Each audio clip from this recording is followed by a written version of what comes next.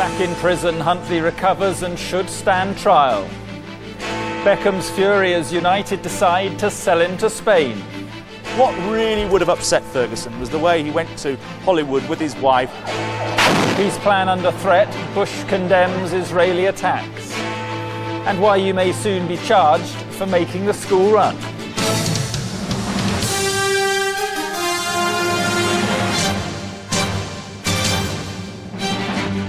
The ITV News at 10 with Mark Austin. Good evening. Under a blanket and in a wheelchair, Ian Huntley today left the hospital where he was treated for a drugs overdose. The school caretaker, charged with murdering Holly Wells and Jessica Chapman, is now expected to stand trial for the crimes in October as scheduled. Tonight he's back in prison in the medical wing. Colin Baker is there tonight. Colin.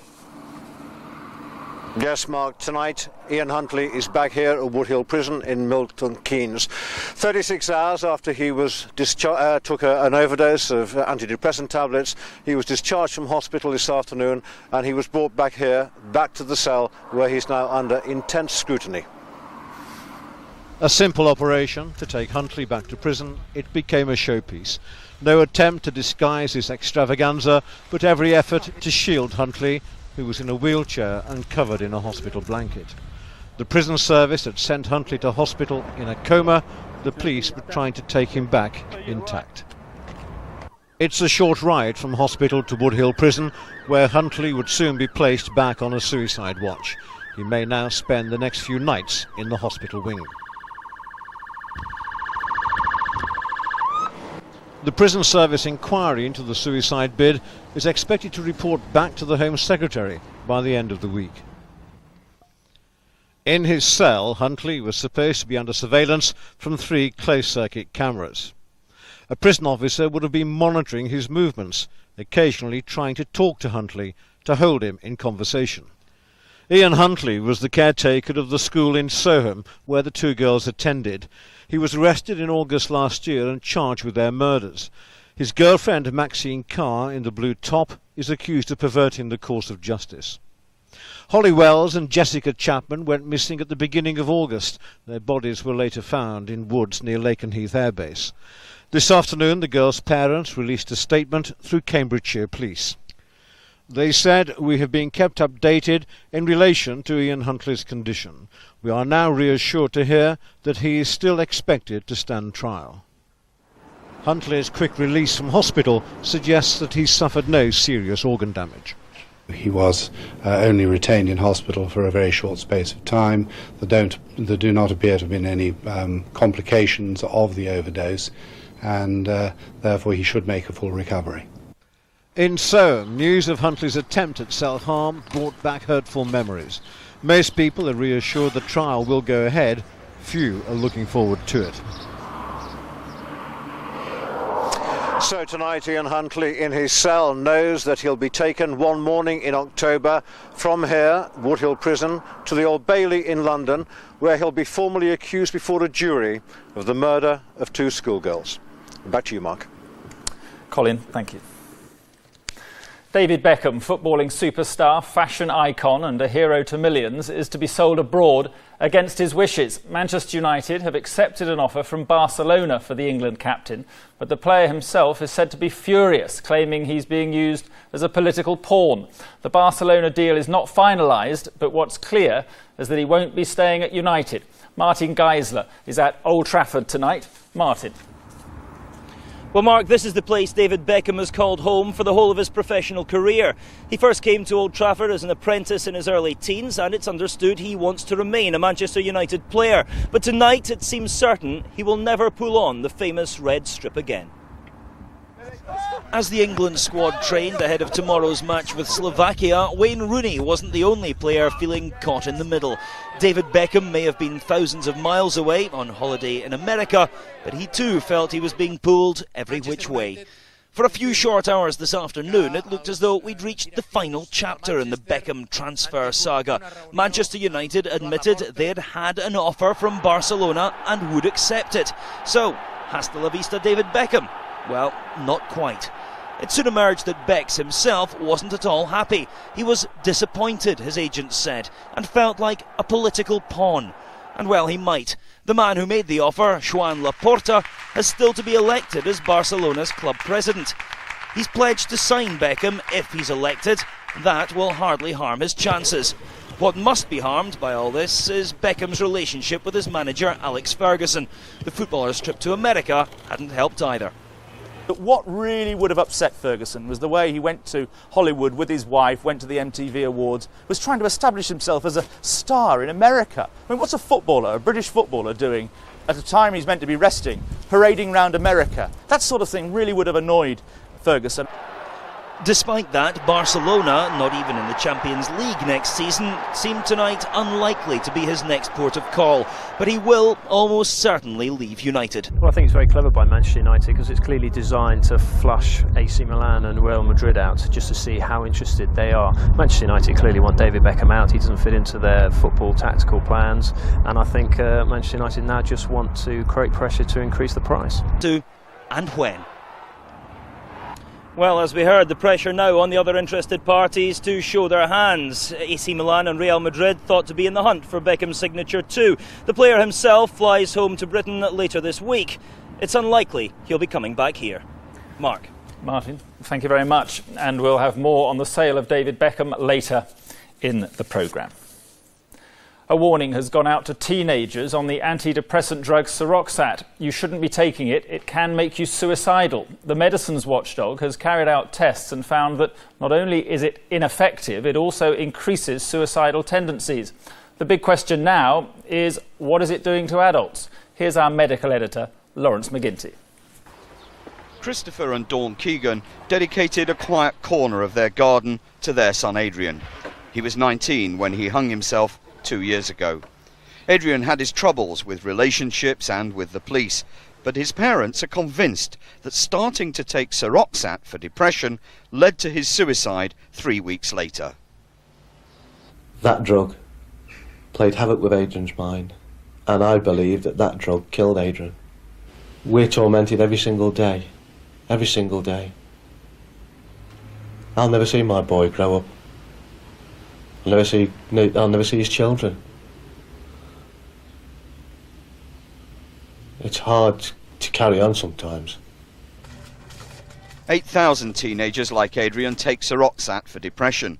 The results of 9 clinical trials show they're 3 times more likely to have suicidal symptoms. That's the evidence that led to today's warnings. If the children are doing well on Seroxat, they should continue the drug until the end of the course.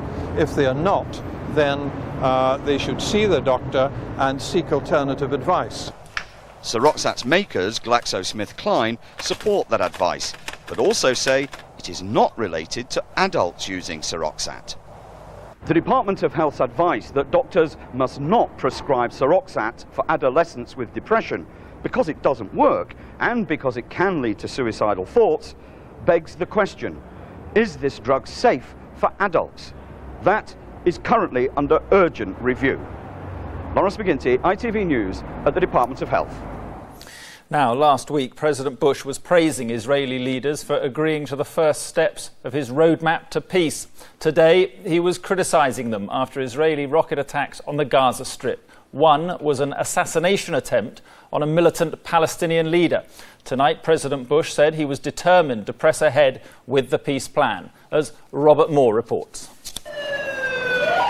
In the heart of the Gaza Strip, this was a brazen daylight assassination attempt. The Israelis were attempting to kill the public face and main spokesman of Hamas, Abdelaziz al-Rantisi. Instead, he narrowly escaped, but 2 others died. The peace process that President Bush is trying to nurture is also a casualty. It may survive, but the talk again is of revenge. Recovering from the failed attack on his life, Rantisi blamed not just Israel, but the American president as well. Bush encouraging Sharon to assassinate, to massacre, to demolish houses, to kill the life of Palestinians. Certainly for President Bush, the latest violence is a severe blow, so soon after his first attempt at hands-on Middle East diplomacy. I am troubled by the recent Israeli helicopter gunship attacks. I regret the loss of innocent life. I also don't believe the attacks helped Israeli security. Despite that clear rebuke from the Oval Office, Israel is insisting it will continue to strike out at Palestinian militants. And later today there was a second Israeli missile attack, showing that US diplomatic pressure is having little impact on the ground.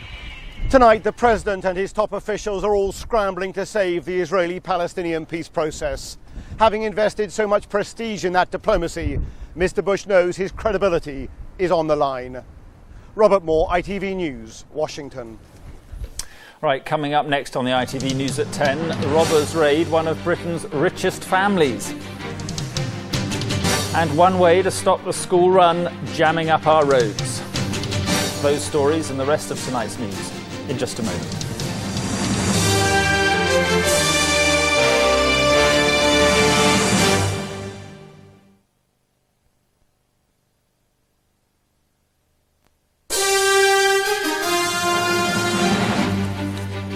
Welcome back. The school run may be about to get worse for many parents. They could soon be charged for it. The government is desperate to find ways of cutting congestion in our towns and cities. Now the technology exists to pinpoint and penalise those who clog up the roads at peak times on a regular basis. Joyce Ohaja reports.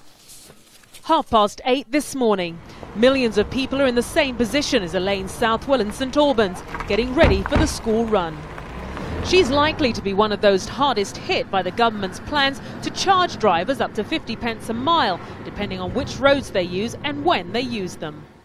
We asked Elaine to help us demonstrate how it might work and how we might be charged. Inside her car is a tiny chip, part of a satellite tracking system based in Manchester. In the future, her journey would be tracked in this way, and she could be charged for the distance travelled. I don't think it's fair. You know, everybody has a place they have to be and have to get to. For me, there's no way I could actually walk them from where I live in Chiswell Green and then walk back, collect my car and go to work. Well, this is what they're talking about. Massive congestion outside the school gates. Now, 1 in 5 parents brings their child to school by car every day. And the government say the only way of reducing the amount of congestion is to charge people for driving during the busiest times of the day.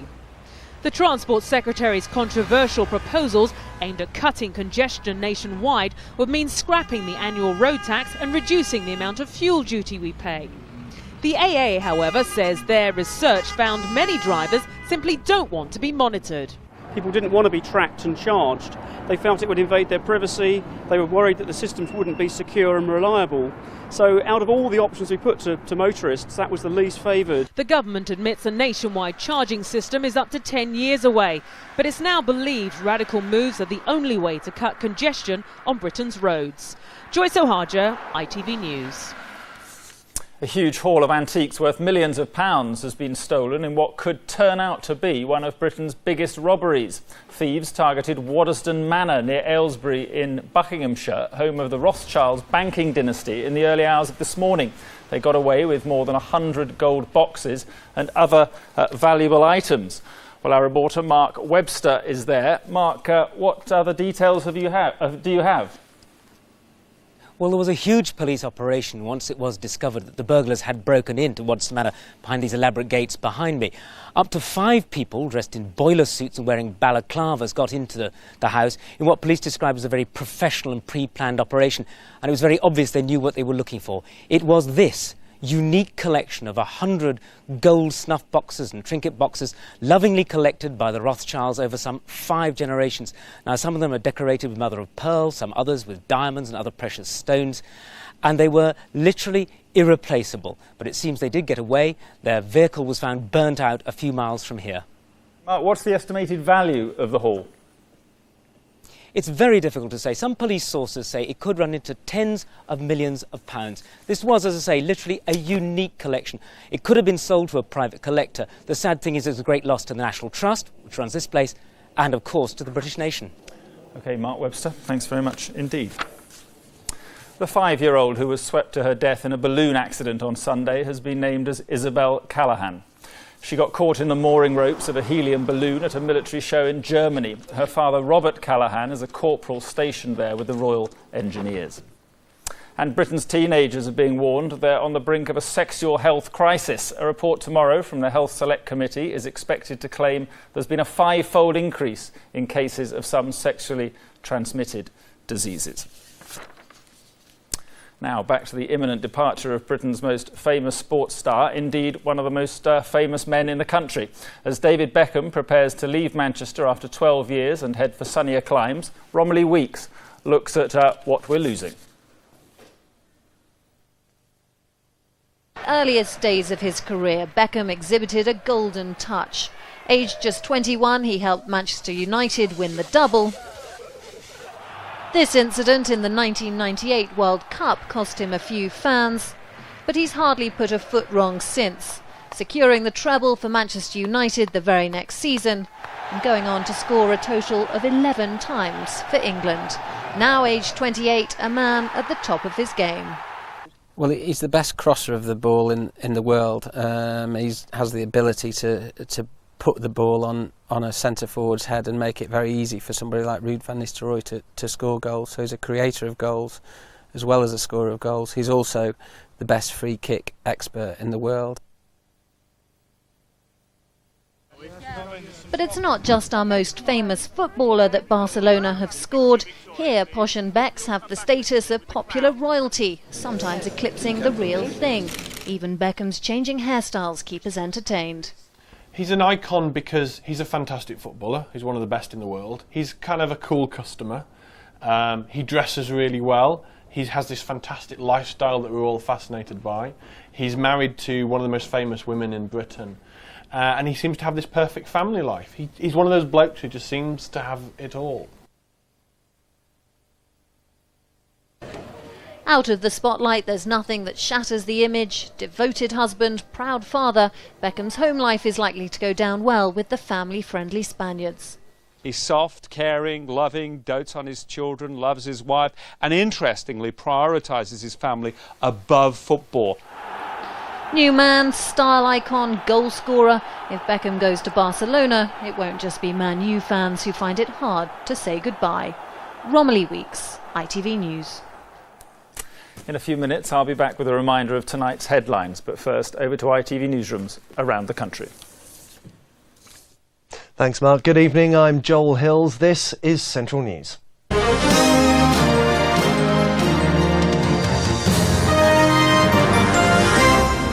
19 years after the death of a 79-year-old peace campaigner, Hilda Morell, a man has appeared in court charged with her murder. Builders labourer Andrew George was just 16 at the time of the killing back in 1984. Keith Wilkinson has the latest.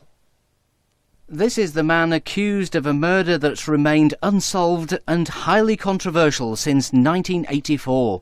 Andrew Harold George, a teenager then, 35 years old now, a builder's labourer. He appeared in court number 1 behind a glass screen which surrounds the dock at Telford Magistrates Court. Andy George lived at Meadow Farm Drive in Shrewsbury. He was arrested on Friday and has been questioned by detectives at Mallinsgate Police Station in Telford. 2 charges were read out against him: that on the 21st of March 1984 he unlawfully and by force or fraud took or carried away Miss Hilda Morell against her will, that he murdered Miss Hilda Morell at Shrewsbury between the 20th and the 25th of March. 79-year-old Miss Morell was stabbed by her attacker. Police said she died from hypothermia. After her car was found abandoned, her body was discovered in a nearby wood. It was about 6 miles from her home in Shrewsbury. She was an outspoken peace campaigner with concerns about nuclear power, and the case became controversial because of allegations that her death was linked to British intelligence agents, claims that have always been disputed. At one point during the 10-minute hearing this morning, George appeared to be in tears in the dock. Magistrates remanded him in custody until June the 16th, when he's due to appear at Shrewsbury Crown Court. Keith Wilkinson, Central News. As you may have just heard on the ITV News, parents on the school run could be forced to pay a congestion charge. That's just one idea being considered by the government in an effort to reduce the volume of traffic on our roads. 1 in 5 cars on the road is used for the school run. Keen to curb congestion, the government's now targeting parents to get cars off the road.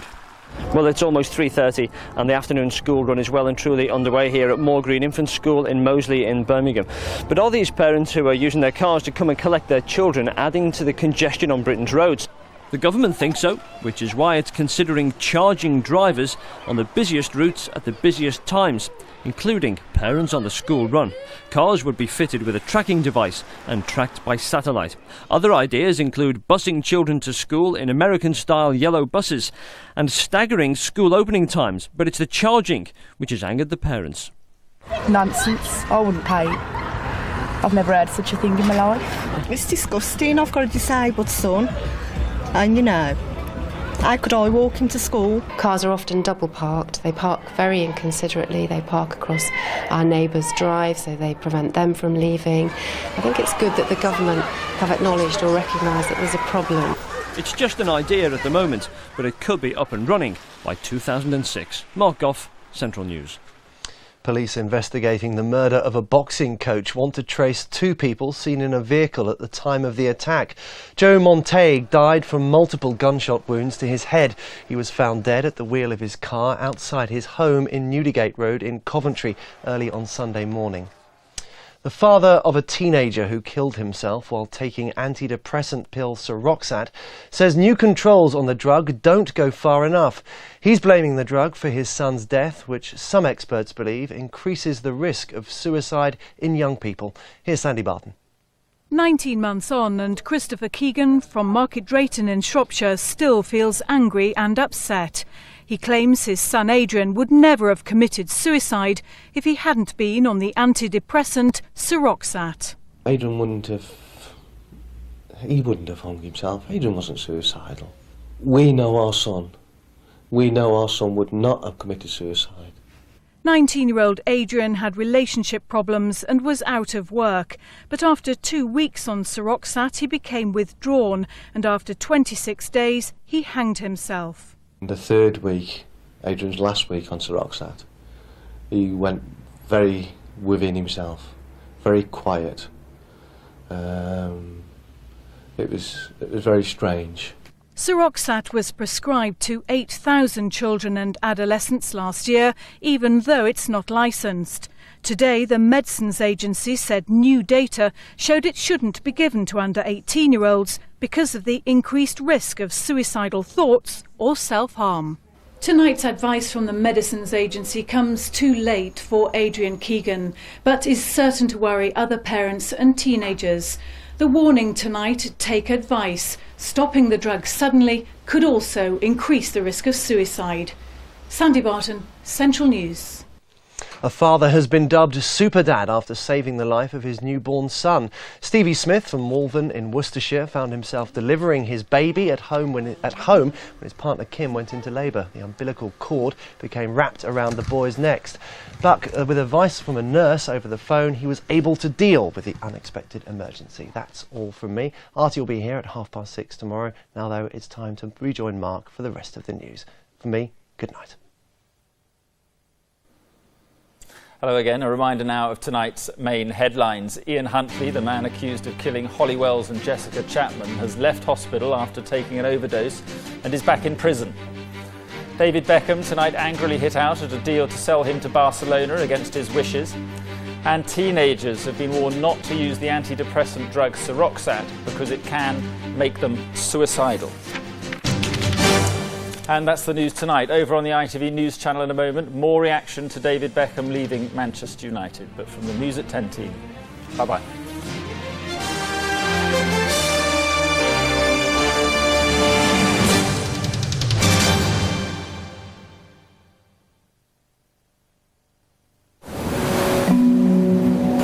ITV National Weather, sponsored by PowerGen. PowerGen. Power in good hands. Hello, good evening. Well, sunshine and showers more or less sums things up for the next few days for most of us. But at least in the sunshine, it'll feel relatively warm. Now, any overnight showers fade away and into tomorrow on a pleasant note. Plenty of sunshine, especially for the Midlands as well as the southeast. But then later on, we see that cloud building up a tad, and we could well catch a couple of showers, not quite as frequent and not quite as widespread as they were today. These are the sorts of temperatures we can expect tomorrow in the high teens. In northern parts, Edinburgh coming in at 18, 64 in Fahrenheit. Swansea managing 19, that's 66 in Fahrenheit. And Swindon topping our list, hitting the 70 mark. 21 is 17 Fahrenheit. That's all from me for another day. Good night. Powergen. Power in good hands.